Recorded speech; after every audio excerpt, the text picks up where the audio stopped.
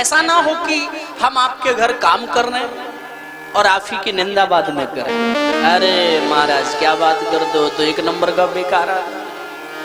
वो दूर से देखने में तो बड़ा अच्छा लगता है, लेकिन उसके पेट में जो दाढ़ी है वो तो हमने देखी है। हम कैसे उसे 4 साल से झेल रहे हैं वो हम ही जानते हैं। ऐसा लोग कहते नहीं कहते? भाई लोग घर में काम करने आएंगे, बाद में जाकर के कहेंगे राम राम मेरी मालकिन तो एक नंबर की। तो हम किसी की निंदा ना करें। किसी की निंदा क्यों नहीं करनी चाहिए? अगर आप किसी की निंदा कर रहे हो तो समझ लो आप एक बहुत बड़ा पाप कर रहे हो। इसीलिए यही नहीं कि निंदा किसी की नहीं, भले ही आप बेकार हैं, आप निंदा के योग्य हैं, फिर भी जो निंदा के योग्य हैं उनकी भी निंदा हमें नहीं करनी चाहिए। नहीं वो बुरा मान जाएगा। बुरा मानेगा नहीं मानेगा। हर व्यक्ति की प्रशंसा करो, और प्रशंसा हर व्यक्ति चाहता है कि हमारी प्रशंसा हो। अच्छा आप बुरा न मानो तो एक बात मैं और कहूं, भगवान भी प्रशंसा से बड़े प्रसन्न होते हैं। भगवान को भी प्रशंसा बड़ी प्यारी लगती है, क्योंकि ये जो स्तुति गाई जाती है ना, भय प्रगट कृपाला दीन दयाला कौशल्या हितकारी हर्षित महतारी मुनि मन हारी अद्भुत रूप विचार। ये स्तुति अगर आप करते हो तो क्या करते हो? ए भैया ये भगवान की प्रशंसा ही तो है। तो अगर भगवान को भी प्रशंसा बड़ी प्यारी लगती है और व्यक्ति को प्रशंसा सुनने में बड़ा अच्छा लगता है, ऐसा लगता है जैसे कान में रसगुल्ला घुल गया, आनंद आया, बड़ा मन खुश हो जाता है। अभी ये बजा रहे हैं, इनसे अगर हम कहते हैं यार आप तो बहुत सुंदर बजा रहे हैं, लोग ऊपर से तो बड़ा दिखावा करेंगे महाराज सब आपकी कृपा है? लेकिन उनके दिल में देखो वारे हम। तो प्रशंसा हर व्यक्ति को बड़ी प्यारी लगती है।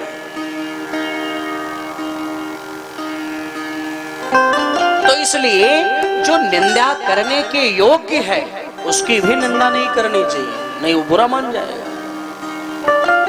एक ब्राह्मण था, ध्यान देना, तो वो ब्राह्मण बड़ा गरीब था।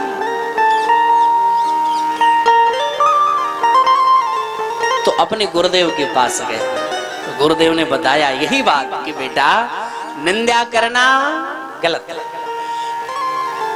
हर व्यक्ति की प्रशंसा करो, भले ही वो प्रशंसनीय ना हो फिर भी उसकी प्रशंसा करो, वो बड़ा खुश रहेगा। क्योंकि प्रशंसा रूपी मिठाई बड़ा अच्छा लगता है। मीठा खाओ ना, वो मीठे में बड़े अच्छे अच्छे आइटम अब निकल आए हैं। एक मीठा अभी आपको घेवर दिया जाए, लो इसको खाओ, तो कितना आनंद आएगा खाने। तो प्रशंसा रूपी मिठाई खाना तो ठीक है, लेकिन इतना भी मिठाई ना खाओ कि अहंकार रूपी डायबिटीज उत्पन्न हो जाए मेरे भाई। और नहीं, जब अहंकार रूपी डायबिटीज आता है तो फिर आपको हिला के रख देता है। तो प्रशंसा हर व्यक्ति की करो, किसी की निंदा मत करो। गुरुजी ने यही बताया। वो बेचारा चला गया चला। एक दिन की बात है, एक राजा के घर गया।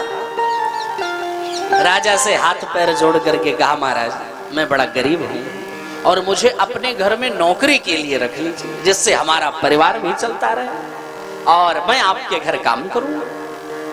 राजा ने कहा ठीक है रह जाओ, क्या बड़ी बात है। राजा ने रख लिया। लेकिन तुम्हारा नाम क्या है भाई? जब नाम पूछा तो नाम बोल पड़े महाराज कि महाराज मेरा नाम तो बलराम है। क्या नाम है? बलराम नाम। अच्छा हाँ ठीक है रहो। और सेवा करने लगा बलराम, और इतनी निष्ठा, इतनी भक्ति, इतनी श्रद्धा से सेवा करने लगा कि राजा जो भी आज्ञा करते हैं कभी भी उल्लंघन नहीं करता, हरदम सेवा में तत्पर रहता है। जी सरकार आज्ञा करें। एक दिन राजा अपने लाव लश्कर को तैयार करके और चल पड़े किसी दूसरे शहर की ओर घूमने के लिए। बलराम भी चल पड़ा साथ। चलते चलते चलते चलते जब गए तो एक जंगल आया और पूरी टीम को बड़ी जोर से प्यास लगी। ऐसा लग रहा है प्राण निकल जाएगा। तो लोगों ने कहा भाई पानी की व्यवस्था की जाए। तो किसी ने कहा यहाँ पर एक कुआं है जिसमें पानी तो है लेकिन उसमें एक प्रेतात्मा रहती है। एक प्रेत रहता हो, बड़ा भयानक है। जो भी कोई पानी लेने गया तो जरूर, लेकिन वो लौट करके नहीं आएगा, उसे मार डालता है। राजा ने सोचा अब किसको भेजा जाए। तो याद आया कि लाओ इसका निरीक्षण परीक्षण बलराम का किया जाए, इसी को भेजा जाए। राजा ने कहा बेटा बलराम जी सरकार, जाओ जल लेकर के आओ। चल पड़ा बड़ा। किसी ने कहा रे आप क्या कह रहे हो, आप कहां जा रहे हो, लौट कर नहीं आओगे? बोले ठीक है नहीं आऊंगा तो क्या हुआ, हमारे मालिक ने मुझे आज्ञा दी और उस आज्ञा को पूरा कर देना ही ये मेरा धर्म है, भले ही प्राणों का ही बलिदान क्यों ना करना पड़े। गया और जैसे ही वो बलराम कुएं के पास गया तो प्रेत आत्मा जो था वो ठहाके लगा करके हंस पड़ा। आओ आओ, कहां आए हो? बताया कि मैं तो पानी लेने आया हूं और हमें पानी चाहिए। बोले क्या नाम है तुम्हारा? बोले बलराम। बोले मेरे राजा ने मुझे आज्ञा दी है कि आप पानी लेकर के आओ।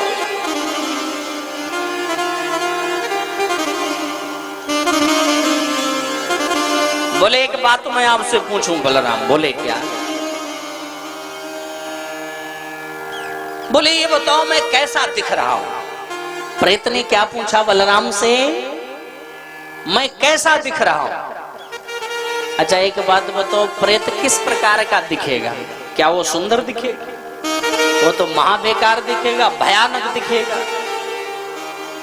बलराम जी ने सोचा अगर मैं अभी असली बात बोल दूंगा तो ये मेरा भी मौत कर देगा, इसलिए यहाँ पर प्रशंसा करना ही अनिवार्य है। भले ही ये प्रशंसा का पात्र नहीं है, लेकिन हम ऐसी बात ना करें कि किसी का दिल दुख जाए हमारी वजह से। इसलिए बलराम प्रशंसा करने लगा। अरे महाराज आप अपनी बात कर रहे हैं, आप तो अत्यंत सुंदर हैं। बड़ा प्रसन्न हुआ कि वाह, आज तक हमारी किसी ने प्रशंसा नहीं की कि मैं सुंदर हूं, मैं तुमसे बड़ा खुश हूं। और उस प्रेत की पत्नी भी रहती थी उसी कुआं में। तो उसने कहा, प्रेत ने कहा मेरी पत्नी कैसी दिख रही है? बोले महाराज आपकी पत्नी को देखकर तो मेरा मन गदगद हो रहा है। इनके जैसी स्त्री तो मैं धरती पर किसी को देखा ही नहीं। ओह, तब तो और गदगद हो गया कि हम लोग तो बड़े सुंदर हैं। अब आप बताओ अगर निंदा कर देता तो क्या होता? लौट कर आता क्या? नहीं आता। इसलिए प्रशंसा से काम बन गया उसको। प्रेत बड़ा खुश हुआ। बोले मांगो, क्या वरदान मांगते हो? मैं बड़ा खुश हूं।